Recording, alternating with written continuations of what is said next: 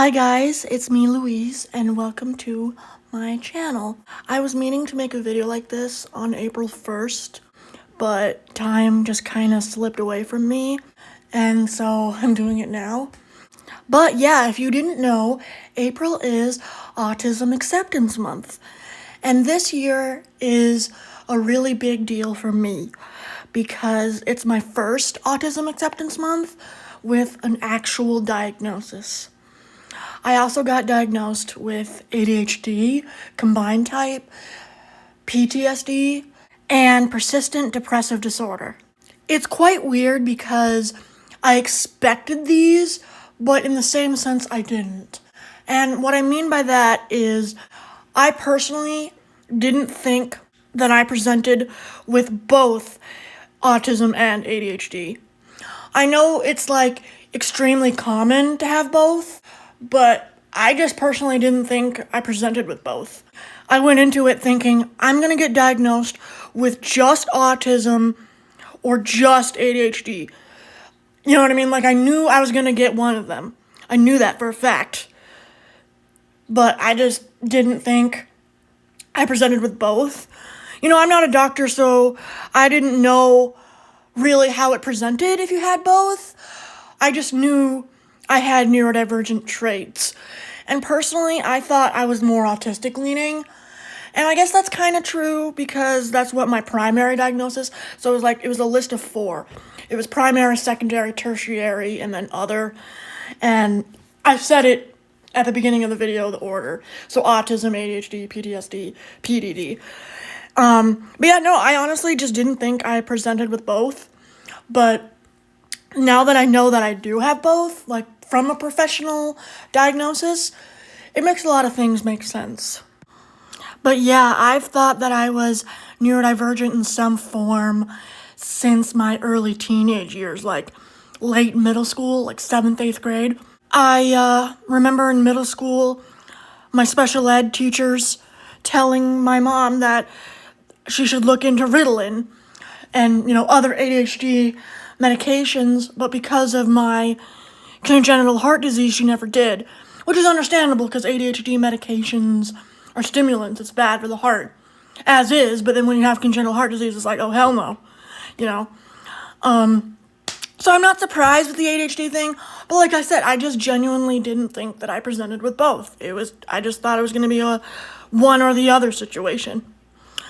But yeah, all my family knew that I was different, but everybody kind of chalked it up as, oh, that's just how Nia Louise is because of her heart issue.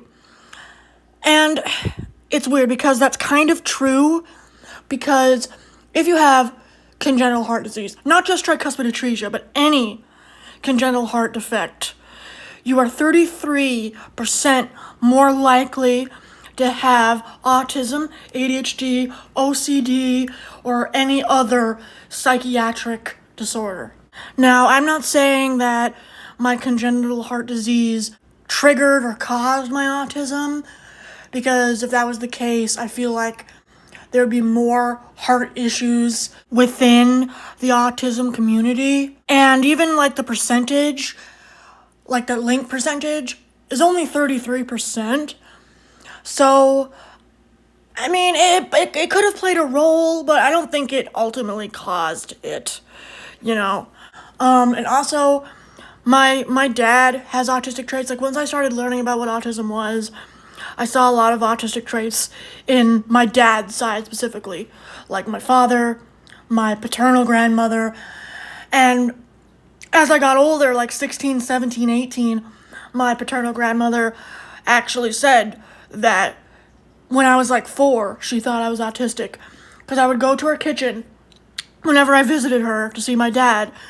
And the first thing I would do is go to her kitchen and grab a kitchen whisk, like a mixing whisk, and wave it like a wand in front of my face for hours. And then I would lay on the floor, usually like a corner of a wall, and then put my feet on that wall and wave the kitchen whisk in front of my face and talk to myself like echolalic for hours. And if you don't know what echolalia is, Hello, this is Louise editing this video. I just wanted to say I have no idea why I put that weird inflection on when I said echolalia or echolalia. I don't know how to say it, honestly. But if you're autistic, you know what I'm talking about. But anyway, that just hit my ear in a really weird way. I'm keeping it in because it's fucking cool. I don't know how I did that. But anyway, back to what I was talking about. It's when a neurodivergent person mimics something they've heard, either loved ones or television characters, and usually they say it in almost like an impersonation, like trying to get the same voice and speech mannerisms as that person they're trying to mimic. Yeah, it's like mimicry is kind of what it's like. And I've heard lots of different theories as to why neurodivergent people do this, like sensory processing, auditory specifically, like it helps like process what they heard someone say. I've also heard that doing echolalia can help with social skills, and I've also heard that it can be a mixture of the two, and I've also heard that it can be a stim, so I don't know. And I've also heard it can be a mixture of all three of those, like a stim, social skills, and oh my god, I'm having a brain fart. Oh my god. Maybe I do have ADHD. Sensory processing is what I meant to say. Anyways, yeah, so I did echolalia a lot as a child.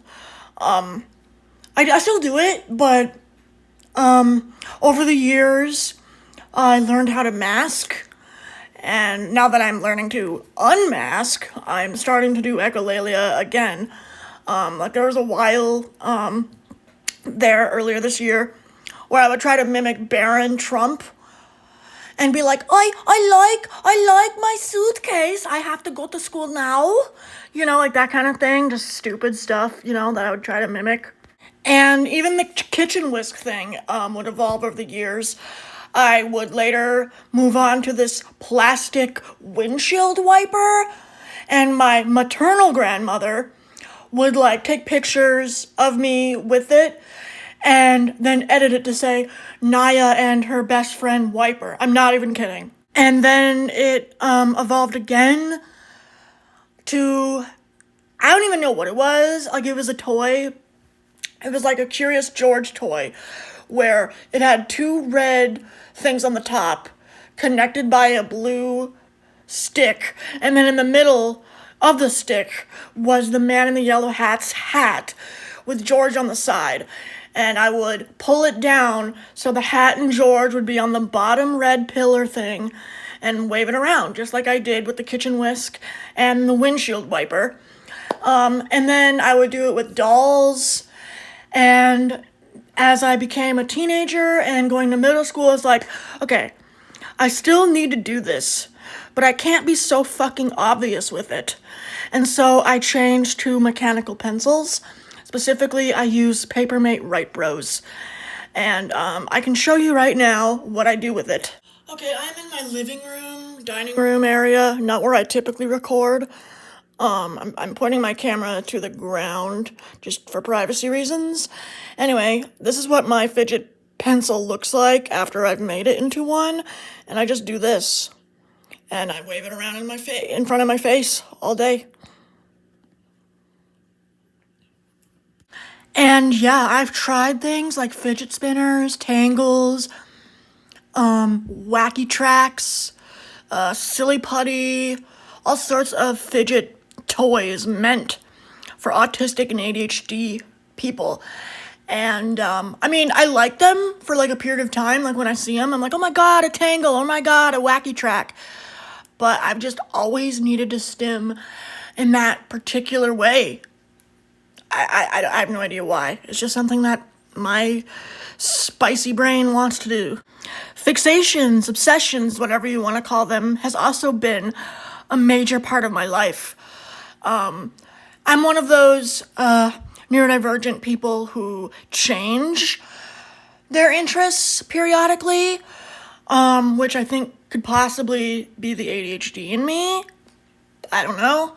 If you're autistic or have ADHD or whatever, let me know if you experience it like this. But yeah, I only have special interests for several years, typically, except for the Beatles, apparently, and the Care Bears, because other than the Care Bears, which was like one of my first hyperfixations, the Beatles, they're kicking, man, because I was into Junie B. Jones, Coraline, Mary-Kate and Ashley Olsen, iCarly, Jacksepticeye, Freddie Highmore, and then of course the Beatles.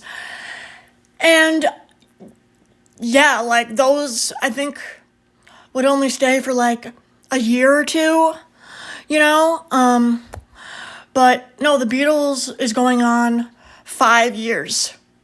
It'll be 5 years on July 6th.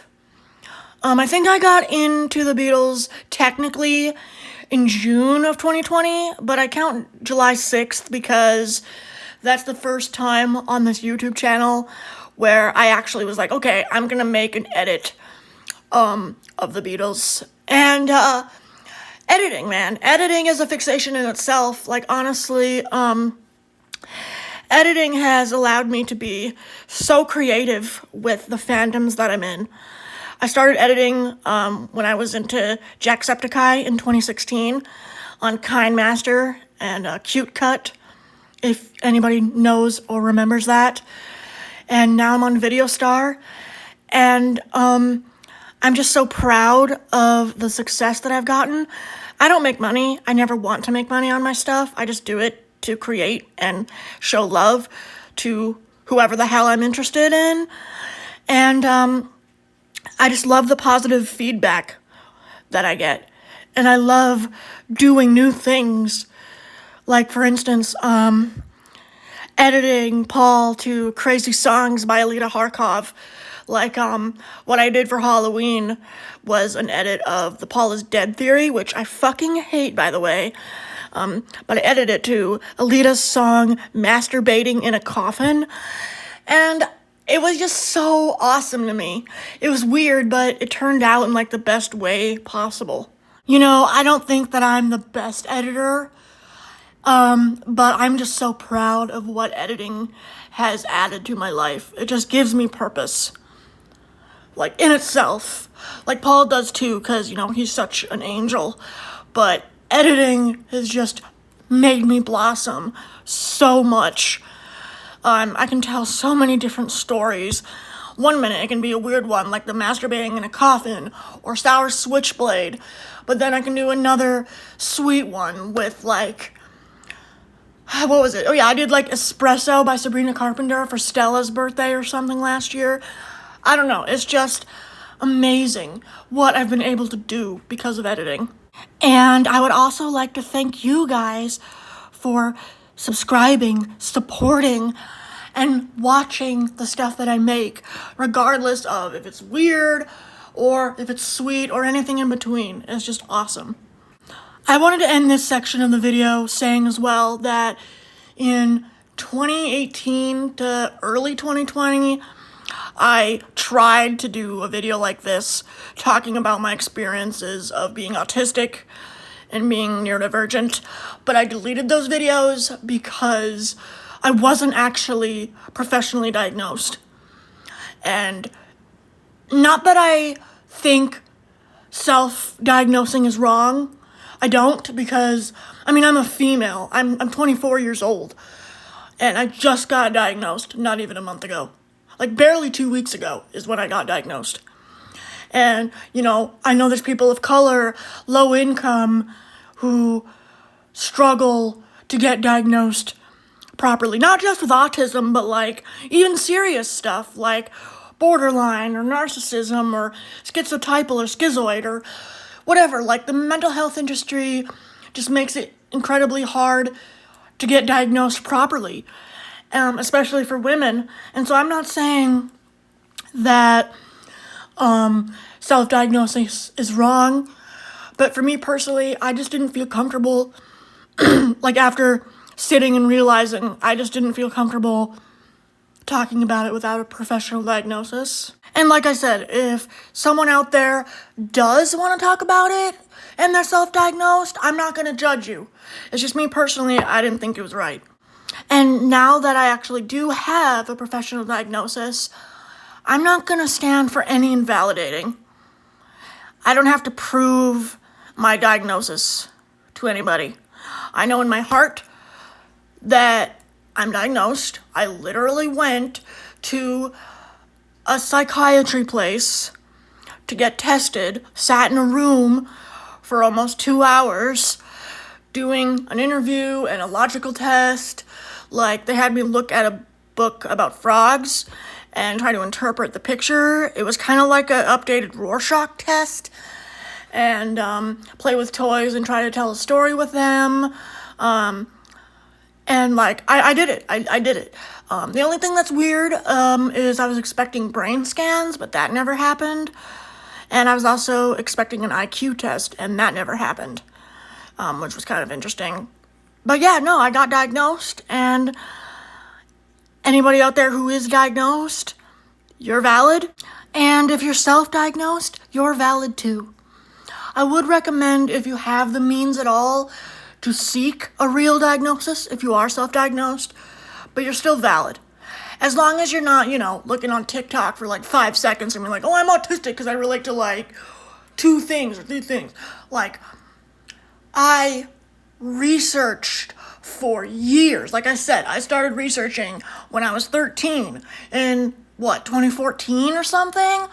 Like, TikTok and hell, like, all that stuff barely existed. Like, it was around, but it wasn't as prominent as it is right now. And, yeah, I would just seek a diagnosis if you can. But if you are self-diagnosed and you've actually done as much research as you can on your own, then you're valid, That's all there is to it. And I hope if you do decide to seek out a real diagnosis, I wish you luck, and I hope that you hear the results that you want to hear.